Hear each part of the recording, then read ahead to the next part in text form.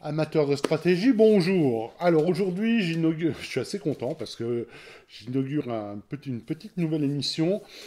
Comme je l'avais annoncé, hein, ce que je voulais faire, c'était aussi présenter des jeux de ma deuxième passion qui est le wargame et également le board game, mais on va déjà parler du wargame. Et donc là, aujourd'hui, qu'est-ce que je fais? C'est le pendant de Devine qui vient dîner ce soir pour le jeu de rôle. Là, cette fois-ci, c'est pour le wargame. Pourquoi? Parce que je viens de recevoir ceci aujourd'hui, en fait. Voilà, j'espère que oui, il n'y a pas trop de reflets. Donc, en fait, qu'est-ce que je viens de recevoir? Je viens de recevoir le congrès de Vienne.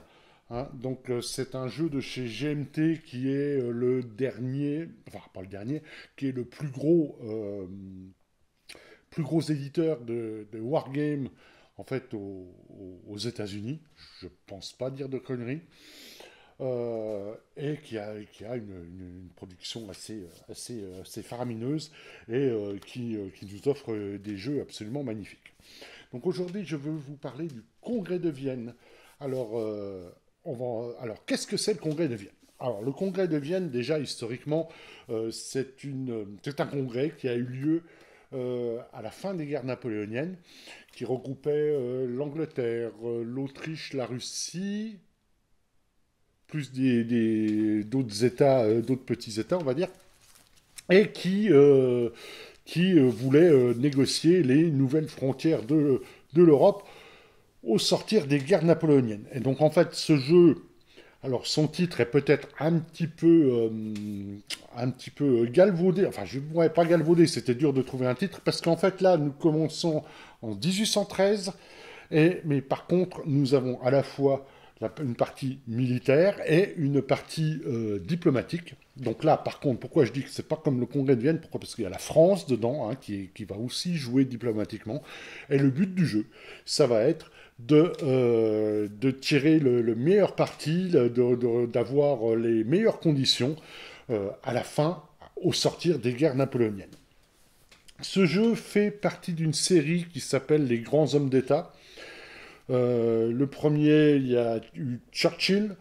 Le deuxième, il y a eu Périclès. Alors Périclès, c'est un jeu absolument fantastique. Il faudra que je vous en parle un jour. C'est certainement un des meilleurs jeux que j'ai joué depuis très longtemps.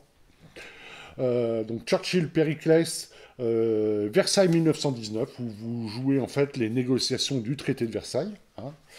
Et enfin, il y a le Congrès de Vienne. Il y en a un autre qui doit arriver, qui est le Triumvir, qui est la période du triumvirat de César, Pompée et... il s'appelle comment le dernier? Bah j'ai oublié. J'ai oublié. Donc bref, peu importe. Là, on arrive dans la période napoléonienne et avec le Congrès de Vienne. Donc ce que je vais faire aujourd'hui, parce que je n'ai pas lu les règles encore, hein, je vais vous présenter le matériel, je vais vous faire une ouverture de boîte. Voilà. Alors, en tout cas, si ça vous dit, bah, suivez-moi. C'est une première. Il y en aura d'autres si ça plaît. Si effectivement ça fait un four, bah, j'arrêterai parce que je vais pas obliger les gens à regarder des trucs qui les intéressent pas. Voilà, donc aujourd'hui le congrès de Vienne. Alors ce jeu nous arrive dans une belle grosse boîte. Hein, c'est toujours la qualité du matériel de GMT est toujours fantastique. Et là, ça ne déroge pas au jeu habituel. Franchement, c'est très luxueux, c'est vraiment très chouette. Donc vous voyez, donc le congrès de Vienne. On va passer sur la quatrième de couverture, si j'ose dire. Donc voilà, de quoi ça parle? J'ai pas pris mes loucaves, bordel. Alors voilà, donc la quatrième de couverture, qu'est-ce qu'elle nous apprend? Donc en fait, on va commencer effectivement dans les années 1813-1814, avec, donc il fait partie de la série des grands hommes d'État.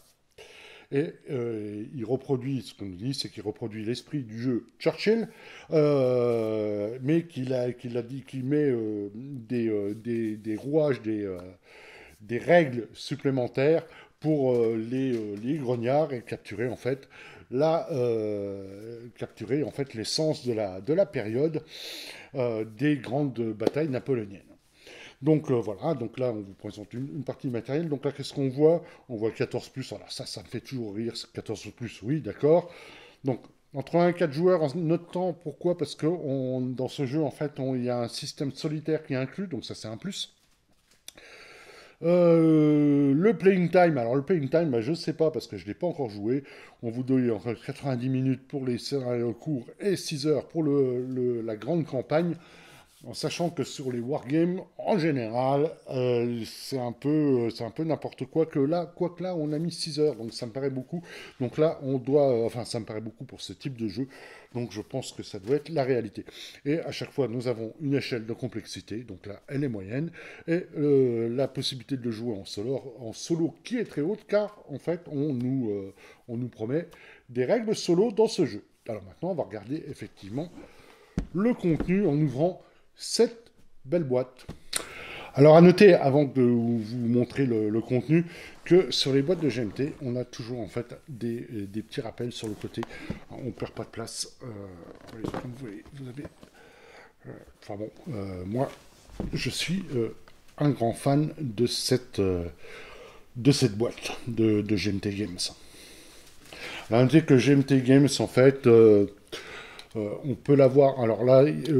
à noter quand même que c'est l'entreprise qui, pour moi, a lancé les crowdfunding. Chez eux, c'est un P500, bien avant tout le monde, bien avant les jeux de rôle, et en sachant que eux, et là je parle aux éditeurs de jeux de rôle français, ont la décence de ne pas vous prendre le pognon avant que le jeu rentre en production, c'est-à-dire les derniers mois avant que vous le recevez, pas 3 ans avant, parce que comme les autres, parce qu'en fait, quand on vous le propose, effectivement, il peut se passer beaucoup de temps avant que le jeu soit testé, parce que là, GMT teste énormément ces jeux, on vous livre rarement un produit qui n'est pas fini, et parfois, ça peut prendre du temps, beaucoup de temps, et dans ce cas-là, on vous pique le pognon, enfin, on vous prend votre argent de financement dans les derniers mois, et non pas au début, et vous vous attendez 3 ans. Hein. Messieurs les éditeurs,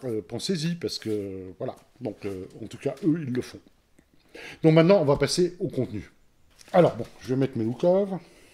Donc, on commence par un premier livret de règles. Hein. Donc, vous voyez, il y en a... Alors, le livret de règles, vous voyez. J'aime beaucoup... C'est toujours... Il y a encore plus d'efforts qui a été fait à un moment donné chez eux. C'est que là, donc c'est de la polychromie, on vous présente tous les éléments du jeu avec toutes les règles. Alors nous ne nous cachons pas, hein.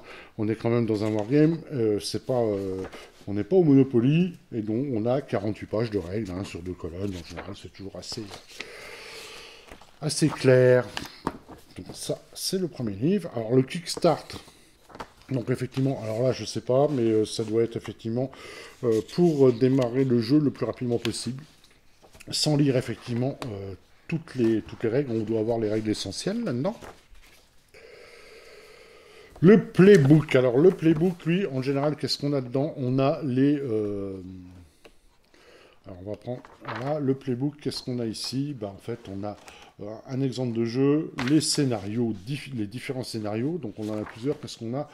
On a la campagne de 1813, le printemps, on a l'été et l'automne 1813, on a la guerre de libération de l'Allemagne de 1813, qui est un scénario tournoi, visiblement, les temps désespérés, donc la France en 1814, et autrement, on a toute la grande campagne donc de 1813 à 1814. Voilà. Donc là, vous avez tous les scénars. Et les règles de jeu en solitaire aussi. Alors, vous allez me dire comment on joue un scénar en solitaire, soit un wargame ou un jeu de stratégie. Mais en fait, vous voyez, enfin je ne sais pas si vous voyez bien, mais là, en tout cas, qu'est-ce qu'on a? On a ce qu'on appelle le French Bot. C'est depuis quelques années que GMT propose, car comme dans le jeu de rôle, c'est compliqué de trouver des partenaires de wargame. Et donc là, on a un bot, donc un robot, qui va vous jouer, en fait, donc là, il va jouer le français, et c'est comment dire, c'est toute une procédure que vous allez suivre et qui va vous simuler le joueur français en l'occurrence. Et je crois que vous en avez un autre pour l'allié. Voilà. Et là, vous avez l'allié, donc les différents pays, et il va vous simuler également si vous voulez jouer en solitaire, il va vous simuler vos adversaires. Et ça, c'est un truc qui est vachement bien. Hein. GMT a fait plusieurs choses là-dessus et sur les jeux en solitaire, et il le propose de plus en plus. Alors après, on arrive aux aides de jeu qui sont toujours autant luxueuses et colorées et assez chouettes. Alors, moi, j'aime bien. Donc là, il y en a une pour chaque joueur. Là, alors, ce sont des marqueurs, ce ne sont pas des pions d'armée, hein, contrairement à beaucoup de wargames. Là, nous avons des marqueurs. Hein, donc, voilà. Là, nous avons, mais je vous la déploierai après, alors, là, le plateau de jeu. Alors là, on est dans du très épais. C'est vraiment... C'est plus épais que la boîte, d'ailleurs. Le plateau de jeu absolument luxueux, on le déballera après. Mais là, on va terminer le matériel. Alors ça, c'est des stickers pour mettre sur les blocs en bois que j'ai déjà fait. Nous avons les cartes après. Alors, je vous montre après. Qu'est-ce qu'on a d'autre? Alors ça, c'est différents marqueurs en bois à mettre à utiliser pendant le jeu. Là, vous avez les armées et d'autres marqueurs. Et vous avez son lot de dés. Voilà. Et des petites pochettes de rangement. Donc là, je vous montre les cartes rapidement. Donc là, on a plusieurs decks à constituer. Les cartes de situation, elles sont vraiment très chouettes. Hein. Moi, j'aime beaucoup les illustrations. Alors, je vais peut-être refaire un coup de focus de la caméra. Enfin, j'ai refait un coup de focus de la caméra pour vous montrer quand même la qualité des cartes. Donc là, vous avez les dos. Et vous avez également...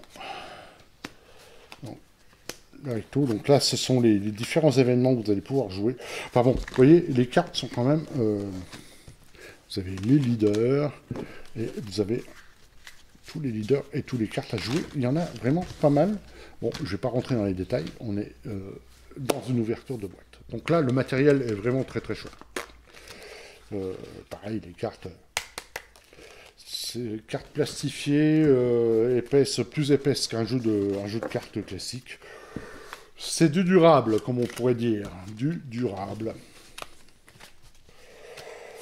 Voilà, voilà. Alors maintenant, je vais déployer la carte. Vous allez voir, elle est assez magnifique. Le plateau de jeu, on va dire, pas la carte, c'est un plateau de jeu. Et je vais vous expliquer un peu... mais alors, très rapidement, parce que comme j'ai dit, j'ai pas lu les règles, mais simplement avec l'expérience que j'ai sur Churchill, qui fait partie de la même série.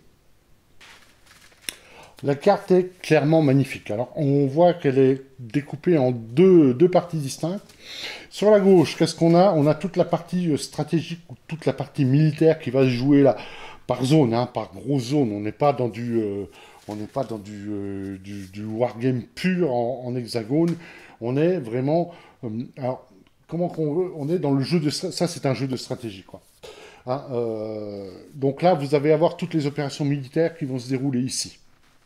Et ici, vous allez avoir toutes les opérations diplomatiques. Vous allez mettre en balance, en fait, des événements, des résolutions que vous aimeriez qu'elles soient adoptées par ce fameux congrès. Et le but, ça va être, à la fin, effectivement, d'avoir de vous octroyer, on va dire, la part belle dans ces négociations, et vous allez gagner, en termes de points de victoire, donc vous allez gagner, effectivement, si vous avez négocié âprement, ou alors je ne sais pas si je pense pas qu'on puisse le jouer... enfin si, on va gagner des points de victoire militairement aussi. Hein. Donc par contre, effectivement, ça va être assez asymétrique parce que la France est en gros contre le reste de l'Europe. Va-t-il pouvoir garder quelque chose à la fin ou pas? C'est justement cela. Donc effectivement, on va mettre les cartes, on va mettre nos pions. Alors, les pions armés, je ne vous les ai pas montrés, ils sont assez jolis aussi. Donc en fait, tout va jouer là. Vous voyez, vous avez chaque faction. Donc là, vous avez le tsar Alexandre. Vous avez Castlereagh qui vient, l'anglais qui vient pour négocier. Vous avez, comment il s'appelle? Metternich, c'est à l'envers, Metternich en fait. Ça, c'est l'Autrichien. Et vous avez effectivement Napoléon qui est ici. Alors, c'est effectivement l'entorse à l'histoire, c'est qu'effectivement, le congrès de Vienne, Napoléon n'en fait pas partie, bien entendu, puisqu'en fait, on veut redéfinir les frontières, pas sans lui, parce que lui, il n'est pas trop d'accord. Voilà, voilà. Donc en tout cas, voilà, la carte, comme vous voyez, elle est absolument magnifique. J'espère arriver à mener une partie, et je vous en ferai un retour dès que je peux. En tout cas, j'ai été très content de recevoir ce jeu. Je l'attendais depuis un bout de temps, car la série Les Grands Hommes d'État est vraiment une très très belle série de jeux de stratégie avec à la fois une partie diplomatique et une partie militaire, hein, alors sauf dans Versailles 1919 qui est vraiment qu'une partie diplomatique. D'ailleurs, c'est pour moi peut-être le moins bien réussi. Celui qui est extraordinaire, c'est Périclès. Churchill marche très très bien aussi. Et j'en attends beaucoup de celui-là également. Voilà, bah écoutez, je ne vais pas vous embêter plus longtemps. C'était mon ouverture de boîte spéciale stratégie. Aujourd'hui, c'était ce jeu. C'était le congrès de Vienne de chez GMT. Voilà. Merci beaucoup de m'avoir suivi. J'espère que ça. Dites-moi si ça vous plaît ou si ça vous plaît pas dans les commentaires. De toute façon, je ferai ce que je veux. Non, je déconne. Dites-moi dites-moi vraiment si ça vous intéresse ou pas, voir si je continue ou pas, ce genre de choses, sur les jeux de stratégie, sur les board games, sur les wargames. Voilà. Eh bien, écoutez, en tout cas, merci beaucoup. Et puis, comme d'habitude, un pouce, un abonnement, un commentaire, tout ça, ça fait grandir la chaîne. Et moi, ça me fait bien plaisir. Elle devient de plus en plus visible grâce à vous. Et pour ça, je vous remercie énormément. Merci beaucoup et à bientôt.